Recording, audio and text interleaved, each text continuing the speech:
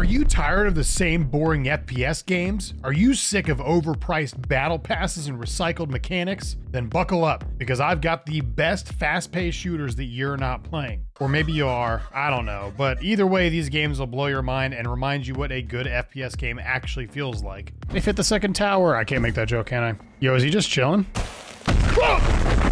I was not expecting that to happen. Or, you know, you could just keep playing the same 3 games over and over. I mean, why try something new? It's not like you're bored or anything, right? If you're one of those people that say gaming is dead, throw, yoink. Then I have to guess that you only play Call of Duty, Battlefield, and probably Fortnite. Only the latest and greatest in quadruple A gaming titles delivered straight from the most creatively bankrupt franchises, shelling out your cash to companies who just basically suck. This is Ultrakill. This is peak Ultrakill just right here. In my opinion, Call of Duty Black Ops 6, trash. Battlefield 2042, trash. Fortnite.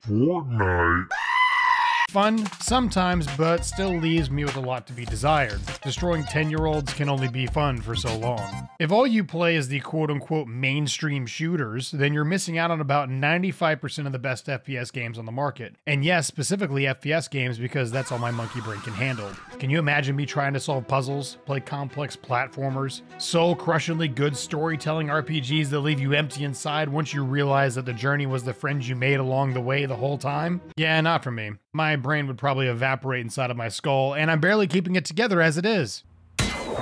Punt.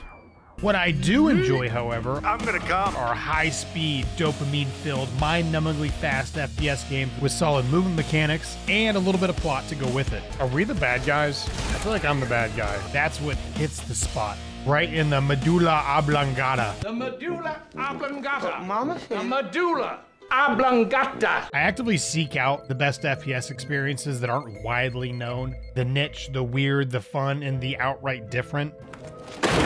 I want fresh, handcrafted FPS games that shatter my expectations. Now lately I've been cooking up a juicy, nice FPS steak with all the fixins. So today I bring you the best 3 FPS games on the market, and each one is leagues ahead of any major franchise shooter from the last decade. I'll be covering each of these 3 games at like a 30,000 foot level, but if you want deep dives into any of them, let me know in the comments. More than happy to do them if there's some interest in it. And yes, there's gonna be some spoilers. I'll try to avoid the really big ones or going too in depth, but to do these games justice, I have to talk about them in depth. All right, obligatory like and subscribe mention. Okay, here we go. Wait for it. Wait for it. Wait for it. Title screen. Let's start with the creme de la creme. Arguably one of the best, if not the best, single-player FPS games ever created. And yes, I see you over there, Doom Eternal. One thing I learned while streaming my playthrough of this game is that Ultrakill fans are loyal, extremely loyal. They love this game. They love teaching this game, and they will repeatedly ask if you can shotgun parry. And yes, I swear to God, I know how to shotgun parry. Big John, what is this? Oh, we're so close. We're so close. Oh, we cooked it. First try. That's hilarious. Honestly, thank you for showing me that. That is so funny. I do know how to shotgun parry. Yeah.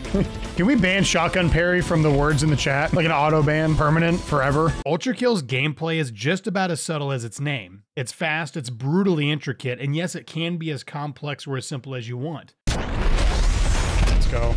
Let's go.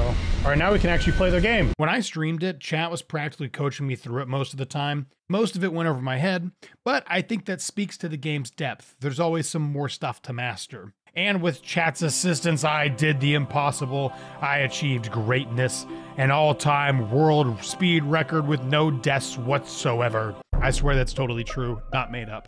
Now, as you progress through the game, you'll fight various kinds of enemies. You'll also fight various mini-bosses that will essentially act as skill walls. Gotta wait. Gotta wait. Coin. Let's go. Ah, you got killed by a coin. A penny, nonetheless. Meaning that if you haven't figured out certain parts of the game's movement or the gunplay, you probably won't be able to beat them. But then once you do, they'll join the cast of enemies you'll regularly fight throughout the rest of the game. which I don't know. I just think that's kind of cool. Boss becomes normal enemy. Just kind of fun. You guys think this leads to a boss room? Yo, he's back. Fancy seeing you here. Oh, he's got a new arm. I bet his new arm sucks.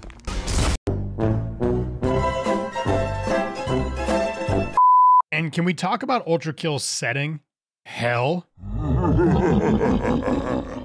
A game like this could completely ignore storytelling or interesting characters and it would still be really fun. But the lore, the character development, it's surprisingly deep. And a lot of it also went over my head. But I can at least respect it.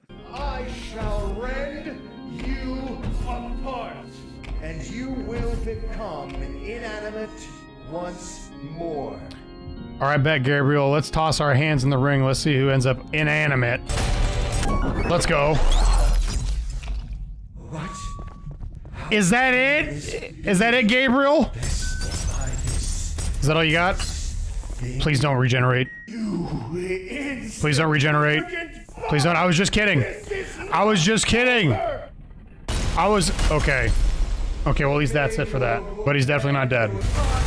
Oh, let's go. First try. First try, guys. Did you guys see that?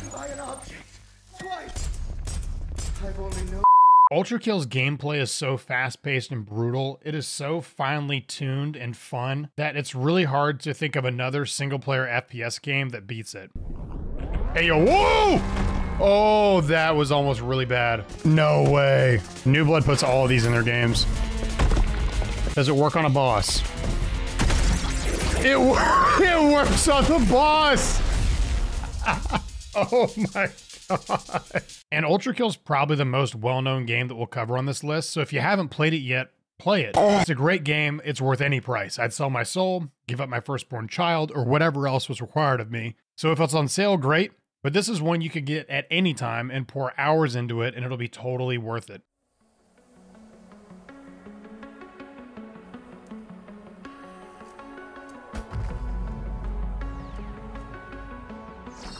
If there's one thing I love, it's dystopian science fiction cyberpunk thrills with synthwave music. And that is pretty much Mullet Mad Jack in a nutshell. It plays like a smooth dance. If that dance was death, robots, and synthwave music. All right, first boss fight of the stream. Here we go.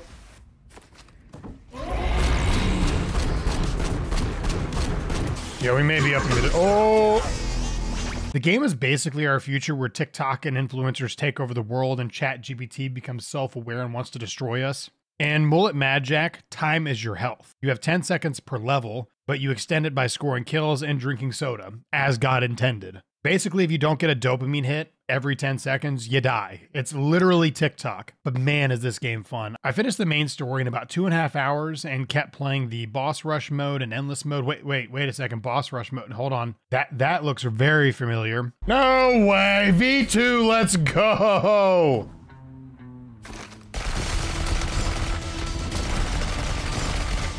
This is what I was looking for. V2 is now a boss in this game. That's so sick. Come on, we almost got him. Nice! Finish V2! Did we get his arm? Whoa! Oh, it's the second stage of the Ultrakill fight. Running very low. Come on, finish him, finish him! Give me his arm. Oh!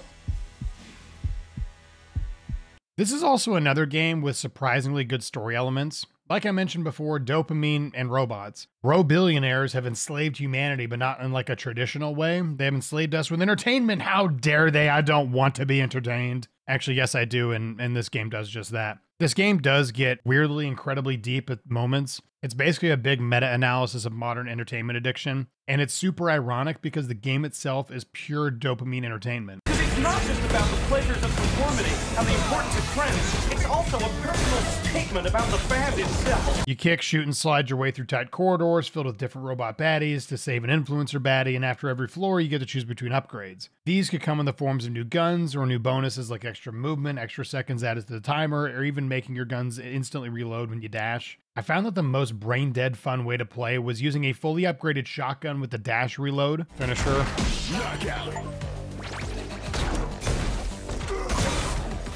Holy crap! Okay, this is becoming a bit visual insanity.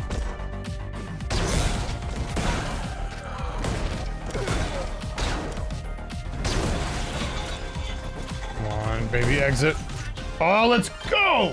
However, after every 10 floors, your upgrades are wiped. There are new upgrades added to the pool, and you start again. And these new upgrades added to the pool are usually better versions to choose from as well. I played around with the weapons from the start, and I found that the revolver, SMG, and shotgun were by far my favorite. The other ones are serviceable with upgrades, but those three are good right out of the box. I see tons of replay value in this game. Most times I'll load up endless mode and I'll just play it until I die, which obviously, since I'm such a Giga Chad god gamer, is never. Yes!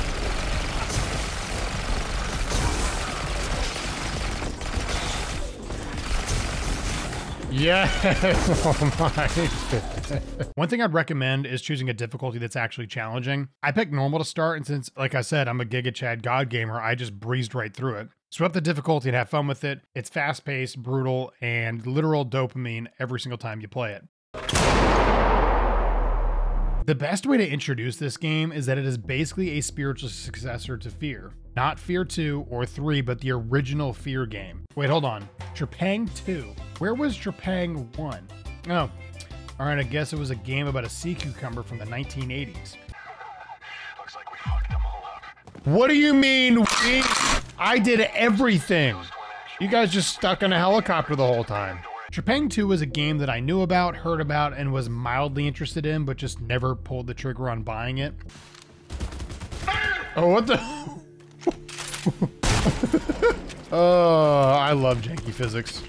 Oh, and the squelching's phenomenal. It went on sale and boom, I bought all of it with the DLC. Going into it and watching some videos, I knew it reminded me heavily of the first Fear game, but I didn't know really what else to expect. And for the first part of the game, it felt exactly like Fear, just modernized. Welcome to Trepang 2, where kicking the bodies is like half the...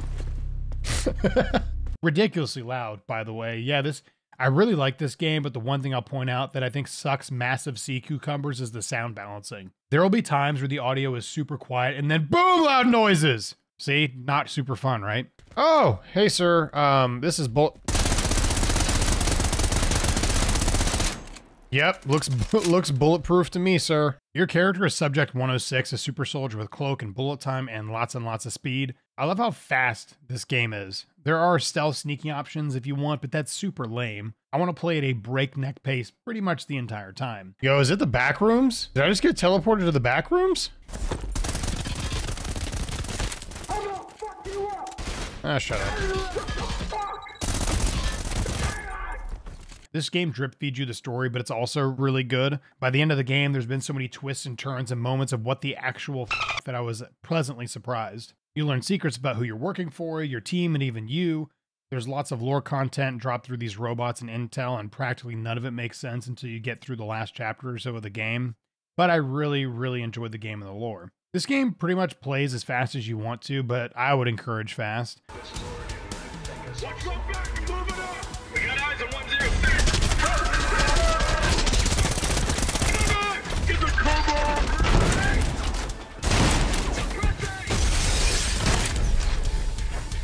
The hot dog prices are $8.50. Bro, I can go to Costco and get a giant wiener and a Coke for, what is it, $1.25 at Costco? Fresh coffee is $4.50. We're paying Starbucks prices. That's crazy. Yeah, that's the most egregious. The scariest thing in this game is the prices of a hot dog. I played on hard, and this game requires a lot of aggression to stay alive. Similar to Ultrakill, it's kind of where enemies heal you. In Trepang 2, enemies will regularly drop bits of armor once you kill them, and you need that armor to stay alive on harder difficulties. So I would recommend playing up close and personal, and it'll be an easier time for it.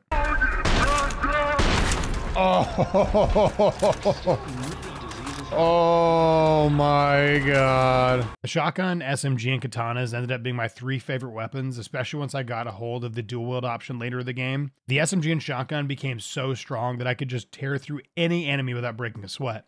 We make our last stand here. Gotta be kidding me. You need little guys to help you? Really?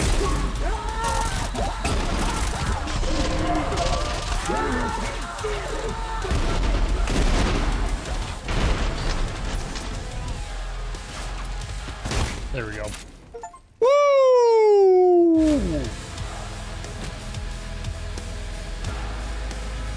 Easy peasy lemon squeezy. So good gameplay, check. Good story, check. Mediocre audio balancing, double check, triple check. But how's the soundtrack? How are the tunes that we're gonna slay our enemies to? Oh, and the soundtrack already. It's a banger. Well, that's good to know. Oh! Yo, get off. Bad touch, bad touch. Where did that hole come from? Okay, don't answer that question, just run. Run, run, bro, run. Run, bro, run. Oh my god, I'm stuck.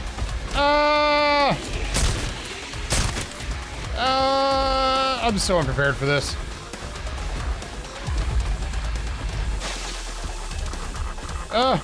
Is he following me?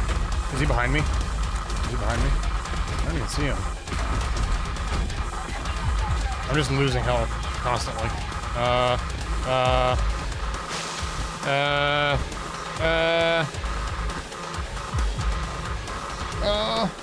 Okay, all good. You know this game is going to be good when the pause menu music slaps harder than an alcoholic stepfather. The music in Trepang 2 is arguably the best out of the three on this list, and it's my personal favorite. It's diverse with EDM and metal and slower stuff, but man, do the tracks just pump adrenaline straight into your face while you're destroying Horizon scum. It's clearly very well thought out with the mood and thematic tones of the level in mind.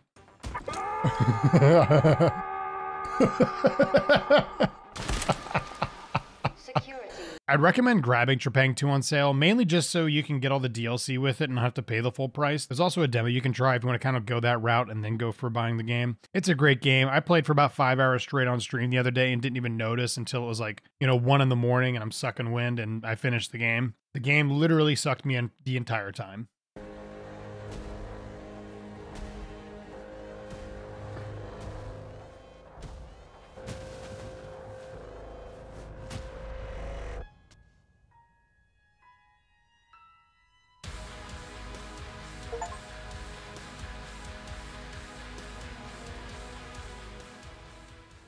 And there you have it, 3 absolute bangers that will inject some much needed adrenaline straight into your FPS starved veins. If you're still out here saying, there's nothing new to play while staring at the same 3 recycled games, and I don't know what to tell you, man. Maybe gaming isn't the problem, maybe you're the problem. But if you're ready to break free from the shackles of the same old quadruple A treadmill, then give these 3 games a shot. They're fast, fun, and actually respect your time, unlike certain $70 games that launch half finished. Anyway, let me know in the comments which of these you've played or if there's an absolute must-play game that I've missed. And if you want any more deep dives into this, just tell me which one, and I'll make its own video. Or just type Ultrakill in all caps because I already know that that's probably going to be the comment section. Oh, and of course, like, subscribe, and all that good stuff because much like the time limit in Mullet Mad Jack, if I don't get enough engagement, I literally will die. That's just how the algorithm works. All right, I'm out. Let's go play something cool. All right, we're taking on the whole company.